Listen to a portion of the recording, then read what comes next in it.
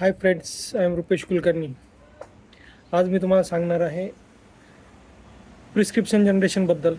Prescription कसं generate करायचं त्याबद्दल सांगणार आहे. सो लक्ष देऊन ऐका आणि आपल्या चॅनलला सबस्क्राईब करा, फॉलो करा.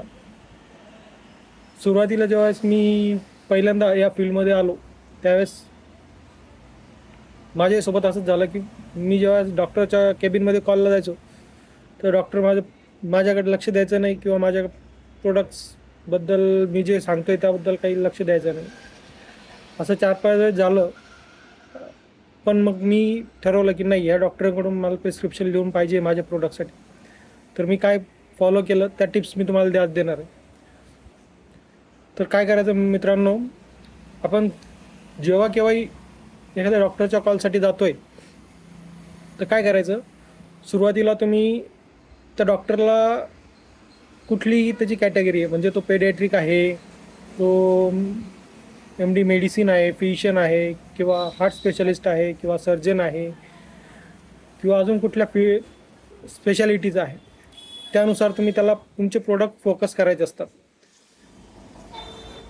त्या प्रोडक्टला फोकस केल्यानंतर 1 किंवा 2 प्रोडक्टच फक्त तुम्ही त्या डॉक्टरवरती फोकस करणार आहात की मला ह्या डॉक्टरकडून फक्त 2 प्रोडक्ट लिहून घ्यायचे आहे आणि त्यासाठी तुम्हाला काम करायचं आहे.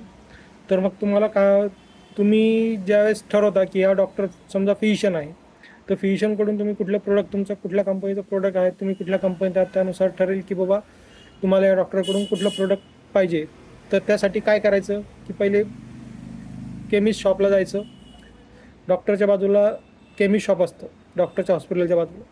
तर तिथं जाऊन थोडीशी हिस्ट्री घ्यायची, म्हणजे डॉक्टर कुठले प्रोडक्ट प्रिस्क्राईब करतो आहे, काय करतो आहे, कुठल्या कंपनीचे करतो, कुठल्या मॉलिक्युलमध्ये करतो हे बघायचं आहे, कुठलं मॉलिक्यूल जास्त प्रिस्क्राईब करतो ते बघायचं आहे.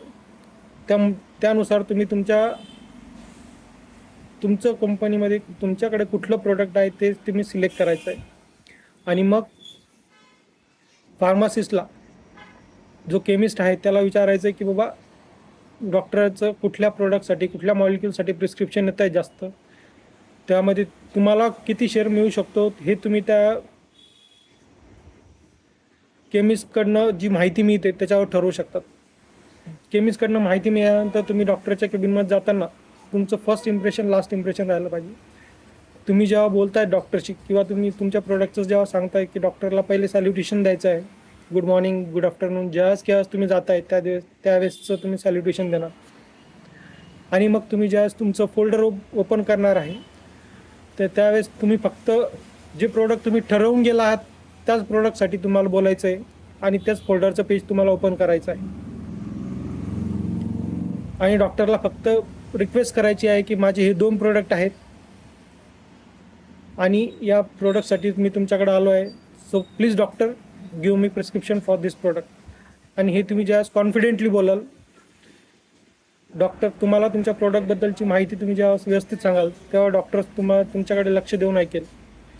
असं तुम्हाला लगेच तर तुम्हाला प्रिस्क्रिप्शन मिळणार नाही, तुम्हाला 5-6 व्हिजिट करावं लागतील, त्यावेळेस तुम्हाला हे प्रोडक्ट प्रिस्क्रिप्शन मिळेल. थँक्यू.